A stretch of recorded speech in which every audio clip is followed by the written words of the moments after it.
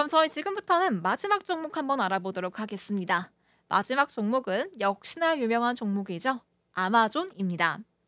Since AI applications typically run on the cloud, it is a tremendous growth catalyst for cloud companies like Amazon. AI 애플리케이션은 일반적으로 클라우드에서 실행되기 때문에 아마존과 같은 클라우드 기업에게 엄청난 성장 촉매제가 된다고 해요. The e-commerce giant happens to operate the world's leading cloud platform, Amazon Web Services, which is the company's largest profit center. 이 전자상거래 대기업은, 그러니까 아마존은 세계 최고의 클라우드 플랫폼인 AWS를 운영하고 있고요. 아마존의 최대 수익 센터다라고 보면 됩니다. In Q1 2025, Amazon's AWS revenue grew nearly 17% from a year ago to $29.2 billion. 2025년 1분기 아마존의 AWS 매출은요, 1년 전보다 17% 가까이 성장한 292억 달러를 기록했습니다. These tailwinds should continue for years to come. 이러한 순풍은 앞으로도 몇 년 동안 계속될 거래요.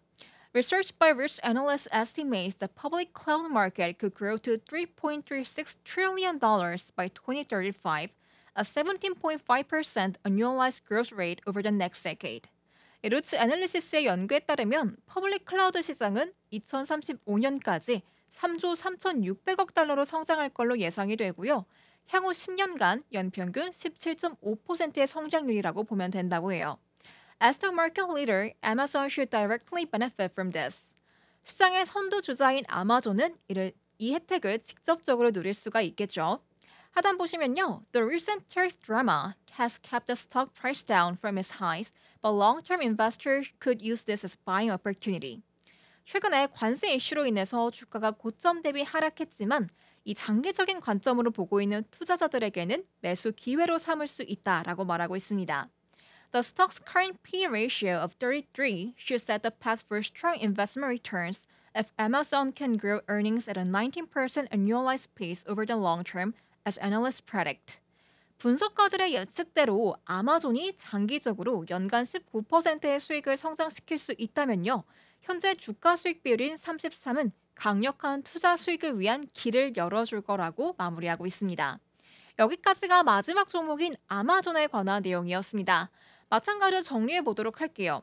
PR이 여전히 강력한 투자 수익을 위한 길을 열어줄 기회다라고 말하는 걸로 봐서 앞선 두 가지 종목과 마찬가지로 합리적인 수준이라는 걸 알 수가 있겠고요. 또 2035년까지 클라우드 시장이 3조 3,600억 달러로 성장할 걸로 예상이 된다잖아요. 이 정도로 성장이 되면 이 가운데 대장주인 아마존의 수혜는 뭐 저희가 예상할 만하죠. 엄청난 수혜를 받을 수 있을 것으로 보이는 만큼 아마존 역시 투자 판단에 참고해 보시면 좋을 것 같습니다. 여러분 제가 아까 이 M7 종목들 우량주인데 도대체 왜 가져왔나 많이들 궁금해하실 것 같은데 왜 가져왔는지 지금 말씀드려 보도록 할게요. 제가 이걸 선택한 이유는 바로 이 기사에 나와 있습니다. 글로벌 투자은행 JP 모건에서 나온 분석이 담겨 있는 기사인데요. 같이 한번 봐보도록 할게요. JP 모건이 S&P 500 지수가 6,144포인트까지 상승할 수 있다는 단기 낙관론을 제시했습니다.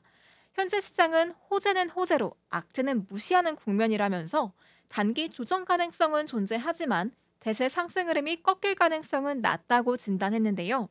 JP모건은 향후 시장에 영향을 미칠 주요 변수로 이달 28일 예정된 엔비디아의 실적 발표, 또 미국과 중국, 유럽연합, 캐나다 간의 무역 협상 진전 등을 꼽았는데 여기에 더해서 6월에서 7월 계절적 강세나 인수합병 시장의 화랑 등 이 모멘텀 여러 요인으로 분석했다고 합니다.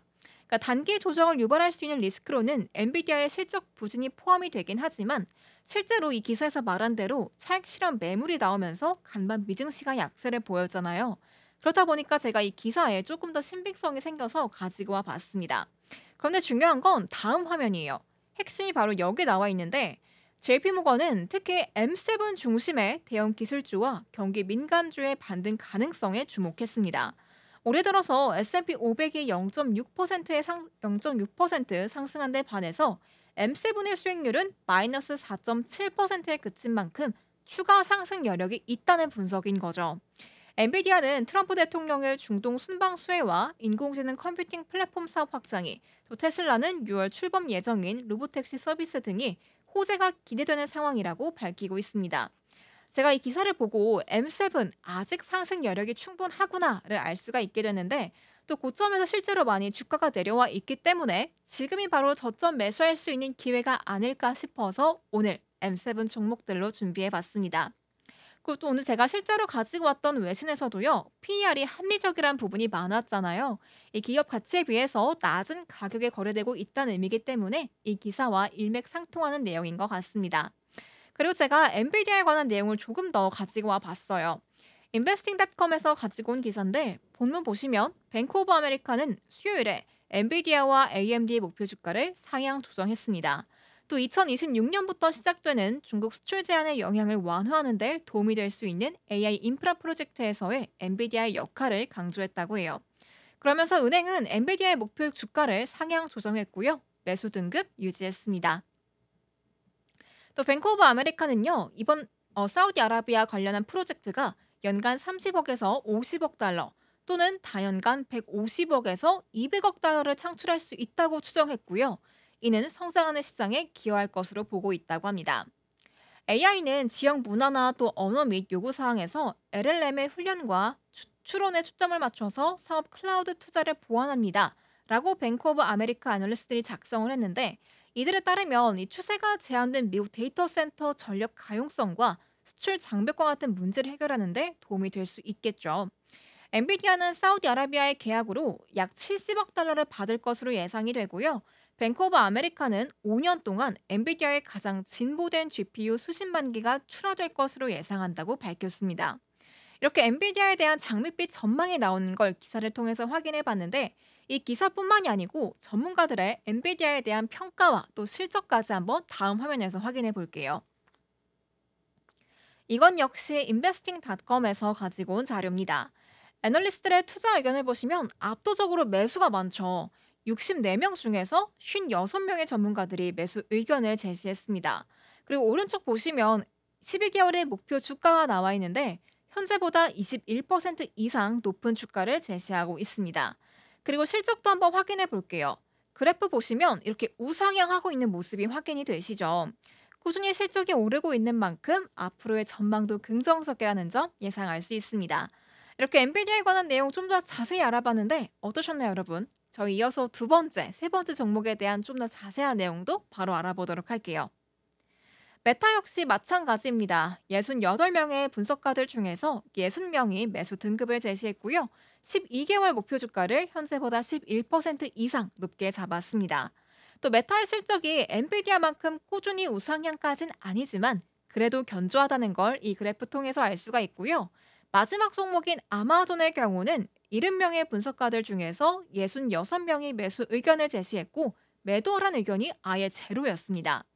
또 실적 면에서는 메타와 비슷하네요. 꾸준히 우상향까지는 아니지만 견조한 흐름 보이고 있다는 모습 확인됩니다. 이렇게 세 가지 종목에 대한 추가적인 내용까지 알아보고 하는데요. 어떠셨나요, 여러분? 오늘 내용도 좀 도움이 되셨을까요?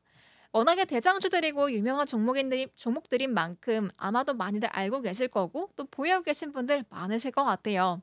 지금 시점에서 미증시에 대한 부정적인 전망도, 긍정적인 전망도 나오고 있는 만큼 어느 쪽으로 좀 내가 방향을 정해야 되나 고민하신 분들 많으실 것 같은데 오늘 제가 소개해드린 내용이 조금 도움이 되었기를 바라면서 전 여기서 인사드리도록 하겠습니다. 보다 자세한 내용은 저희 서울경제TV 프로그램 내에서 확인해 주시고요. 오늘 제가 드린 이야기는 투자 판단에 참고만 해주시면 좋겠습니다. 그럼 저는 다음 주 이 시간에 또 다른 유익한 콘텐츠로 다시 돌아올게요. 시청해주신 여러분 고맙습니다. 안녕!